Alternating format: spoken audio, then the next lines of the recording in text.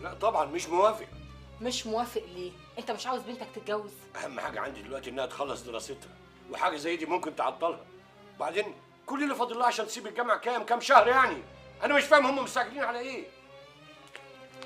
بصراحه الولد مش مستريح لك، هو خايف بعد ما تخلص تخش في دماغها وتقول لها سيبيه. يا ريت كنت اقدر واكون خلصت من الجوازه اللي انا مش بالعها دي، لكن للاسف البنت بتحبه وانا ما اقدرش على زعلها. خلاص احنا نكتب الكتاب وبعد ما تخلص يدخلوا. انت بتقولي ايه؟ ما قلت لك مش موافق. انت كل شويه تزعق لي، بتهتني ولا ايه؟ كل ما اقول يمين هتقول لي شمال. هو ده الكلام اللي ملوش معنى. عارفه انت عايزه ايه يا نهد؟ عايزه تنفذي كلامك وبس. حق عليا اللي قلبي على مصلحتكم، والله ما تستاهلوا. خلاص يا ستي ما دام ما نستاهلش، ريحي نفسك وريحينا وما تعمليش خدمه لاي حد فينا.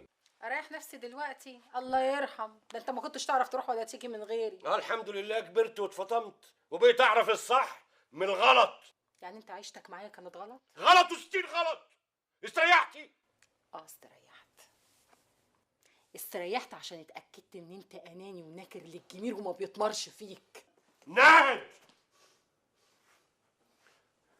نهد ارجوكي ما تغلطيش فيا. غلط؟ غلط مين يا ابو غلط؟ انت اخر واحد تتكلم عن الغلط. انا اللي ساكته على غلطك وقرفك وخيانتك. انا بخونك؟ تاخد سميره معاك اسكندريه كل اسبوع ولما اسالك تقول لي مأموريه في الشغل، وانا اقول معلش بيتي وولادي نزوه وهتعدي.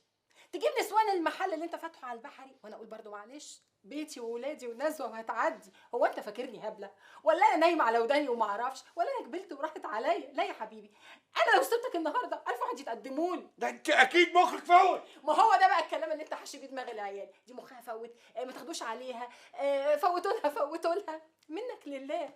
ولادي بعد ما كانوا في حضني خليتني غريبه في وسطهم. عارفه ليه؟ عارفه ليه؟ لانك مش قادره تتصوري انهم كبروا وان من حقهم يختاروا حياتهم.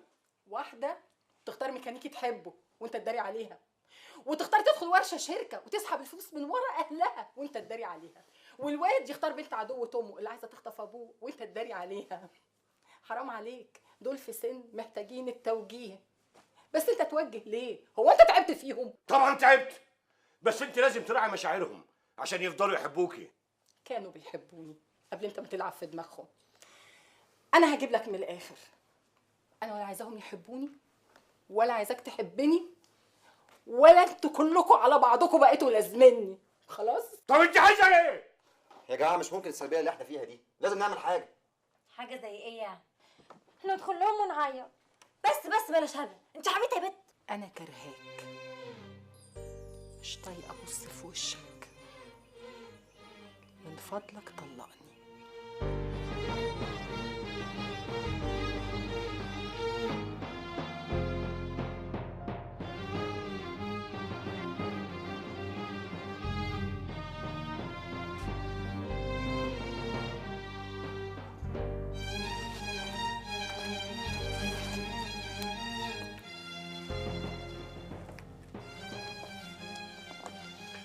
إذا كان ده قرارك النهائي عاوزك تفكري كويس عشان ما تحسيش بالندم بعد كده.